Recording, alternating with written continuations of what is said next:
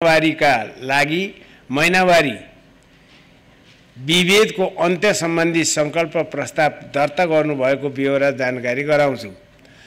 मान्य सदस्यहरू, मर्यादित महिनावारीका लागि महिनावारी विभेदको अन्त्य सम्बन्धी संकल्प प्रस्तावमाथि राष्ट्रिय सभा नियमावली 2075 को नियम 85 बमोजिम कुनै पनि मान्य सदस्यहरूबाट संशोधनको सूचना प्राप्त नभएको ब्यौरा जानकारी गराउँछु।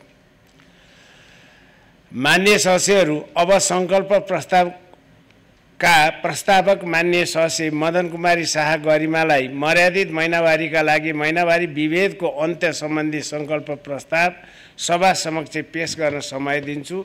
समय 12 मिनेट।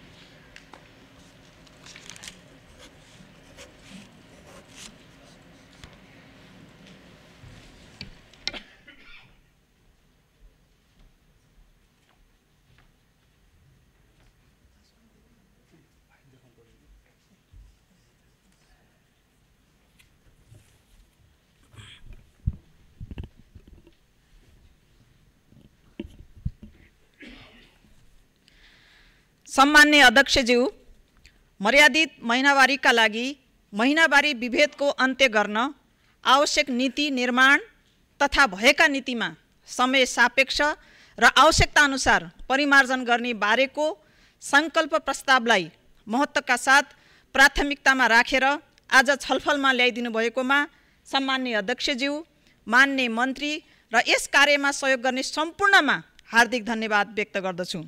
साथै संकल्प प्रस्तावलाई समर्थन जनाएर यसको आवश्यकताबारे बोध गराउन साथ दिनुहुने मान्य सुमित्रा विसी, मान्य गंगा बेलवासे, मान्य विष्णु कुमारी सापकोटा, मान्य पूजा चौधरी र मान्य डाक्टर अन्जान साक्यलाई हार्दिक धन्यवाद दिन्छु। सम्मान्य अध्यक्षज्यू, प्रकृतिले पाठेघर भएका र पाठेघर नभएका दुई थरी मानव पृथ्वीलाई दिएको छ। हामी सबैलाई थाहा छ, पाठेघर भएकाहरूको शरीरबाट प्रत्येक महिना लगभग 28 दिनको चक्रमा रगत बग्ने गर्दछ। ठाउँ, जाति, धर्म र सम्प्रदाय पछि यो अवस्थालाई फरक फरक नामले सम्बोधन गर्ने गरिन्छ। बाहिर सरेकी, छुई भएकी, छाउ भएकी, महारानी भएकी, छाउपडी, महिनावारी आदि आदि नाम दिएको पाइन्छ। धर्म, परम्परा र संस्कारका नाममा छोइछिटो गर्ने गरिन्छ। फरक यति मात्र हो, कतै धेरै त कतै थोरै हुन्छ। मध्यपश्चिम र सुदूरपश्चिम नेपालका केही भागमा देखिने विभेद छाउगोठमा छ भने नेपालका बाँकी भागमा घरभित्रको कुनामा देखिने विभेद छ। महिनावारी अवस्थाबारे ठाउँ परिस्थिति अनुसार नाम, तरिका, मात्रा र गम्भीरतामा मात्र फरक छ। बार्नु र बार्न लगाउनु देशका लगभग 95% परिवारमा रहेको छ। सम्मान्य अध्यक्षज्यू, पुरुषहरू महिनावारी हुँदैनन्, यसको अर्थ महिनावारी महिलाले मात्र बारिरहेका हुन्छन् त होइन। बालक, पुरुष सबैले आमा, दिदी, बहिनी, श्रीमती, छोरी सँगसँगै बारिरहेका हुन्छन्। यस्ता सामाजिक कुमान्यताका कारण पुरुषहरू पनि पीडित र प्रभावित भइरहेका हुन्छन्। तसर्थ यो महिलाको मात्र सवाल होइन, यो महिला पुरुष सबैको साझा सवाल हो। आफ्ना दाजुभाइबाट, हाम्रा दाजुभाइबाट हामीले सुन्ने गरेका छौँ, म त बार्दिनँ तर घरका महिला मान्दैनन्। महिलाहरू आफू बार्छन् र घरका सदस्यलाई पनि बार्न लगाउँछन्। त्यसैले बार्ने चलन हटाउन पहिला महिलालाई नै सचेत गराउनु पर्छ। सचेत हुनु र सचेत गराउनु राम्रो हो, तर यसो सोच्नु र भन्नु परम्परावादी र रूपान्तरण हुन नचाहने सोच हो। हाम्रो जस्तो सामाजिक र राजनीतिक शक्ति संरचना भएको समाजमा महिला मात्र सचेत भएर पुग्दैन। महिला, पुरुष, घर, समाज र राज्य सचेत र संवेदनशील हुन जरुरी पर्दछ। अझ राज्य बढी जिम्मेवार हुनु पर्दछ। महिनावारी विभेदलाई हामीले कसरी बुझ्ने त? महिनावारी विभेद भनेको जिन्दगीभर महिनावारीसँग जोडेको मौनता, निषेध, बन्देज, लाज, दुर्व्यवहार, हिंसा तथा साधन स्रोतबाट वञ्चित गराइने अवस्था हो। यो अवस्थाको अन्त्य गर्न महिनावारीको अवस्थालाई मर्यादित बनाउन आवश्यक छ। अब प्रश्न उठ्न सक्छ, मर्यादित महिनावारी किन भन्ने? मानव अधिकारका मुख्य सिद्धान्त मर्यादा, समानता, स्वतन्त्रता र अविभेद हुन्।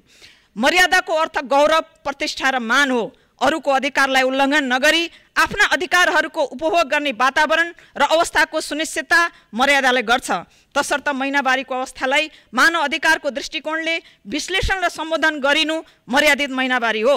सम्मानजनक व्यवहार र गरिमायुक्त जीवन, कानुनी सुरक्षा र सामाजिक न्यायको सुनिश्चितता, लैङ्गिक समानता, हिंसा, भेदभाव र अपमान विरुद्धको सुरक्षा, सुरक्षित, स्वच्छ र सहज व्यवस्थापनको वातावरण र अधिकार दिनु मर्यादाका लागि अति आवश्यक छ। सम्मान्य अध्यक्षज्यू, नेपाल सरकारले विक्रम सम्वत 2076 मङ्सिर अर्थात् सन् 2019 डिसेम्बर 8बाट औपचारिक रूपले मनाउँदै आएको छ। धेरै दिवसहरू मनाउने प्रचलन विदेशबाट आयात भएका छन् भने मर्यादित महिनावारी दिवस मनाउने प्रचलन नेपालबाट विदेश गएको छ। नेपालबाट सुरु भएको मर्यादित महिनावारी दिवस फ्रान्स सहित 11 देशले औपचारिक रूपमा मनाउने गरेका छन् भने 65 भन्दा बढी देशमा अनौपचारिक रूपमा मनाइने गरिन्छ।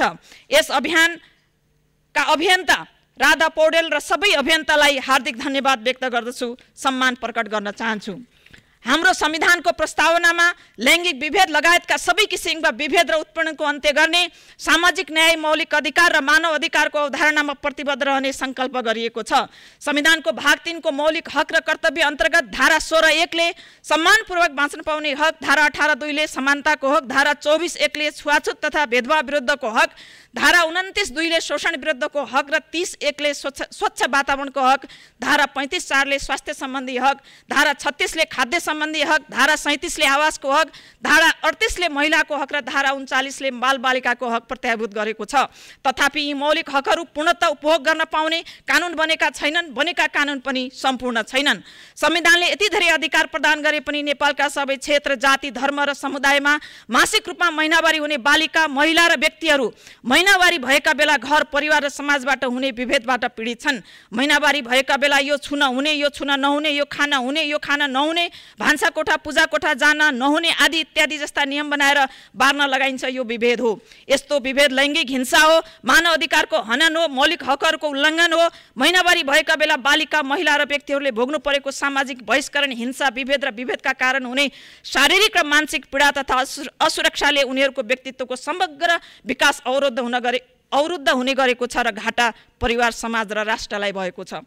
2078 सालको जनगणना अनुसार नेपालको जनसङ्ख्याको करिब 51% पाठेघर लिएर जन्मेका व्यक्तिहरू छन्, जसमध्ये धेरै सङ्ख्यामा महिनावारी हुने, जसलाई मेन्सुरेटर पनि भनिन्छ, बालिका र महिलाहरू हुनुहुन्छ।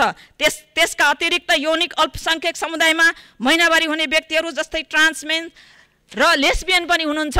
सृष्टिका लागि प्रजनन र प्रजननका लागि महिनावारी हुनु अनिवार्य हो। महिनावारीको अपरिहार्यता र महत्त्वलाई स्वीकार र सम्मान गर्नुको साटो महिनावारीको अवस्थालाई हेयको दृष्टिकोणले हेरिनु, शारीरिक कमजोरी र अशुद्धताको रूपमा लिनु, छोइछिटो अलग्गै बसाउनु तथा स्रोत साधनबाट वञ्चित गराउनु, उनीहरूलाई मानवको रूपमा स्वीकार नगर्नु हो र यसैका आधारमा उपरोक्त उल्लेखित मानव अधिकार र मौलिक अधिकारको हनन गर्नु, असमान शक्ति सम्बन्ध र प्रतिसत्ता कायम राख्नु हो।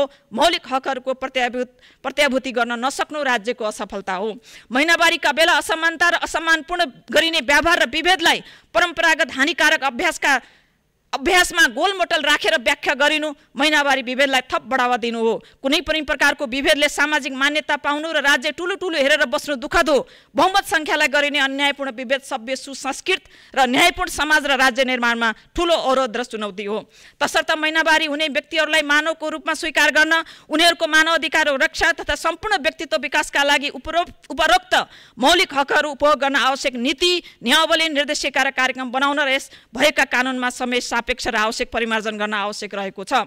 सङ्कल्प प्रस्ताव प्रस्तुत गर्नुपर्नको कारण 1. महिनावारी विभेदलाई विभेदका रूपमा स्वीकार नगरिएको, 2. महिनावारीको अवस्थामा मानव अधिकार र मौलिक हक उपभोगबाट वञ्चित गरिएको, 3. मध्यपश्चिम र सुदूरपश्चिम नेपालमा देखिने महिनावारी विभेद, छाउपडी र समग्र महिनावारी विभेदलाई हानिकारक परम्परागत अभ्यासमा मात्र राख्दा महिनावारी विभेदको प्रणालीगत बहिष्करण, निषेध र प्रतिसत्तात्मक संरचना कायमै रहेको।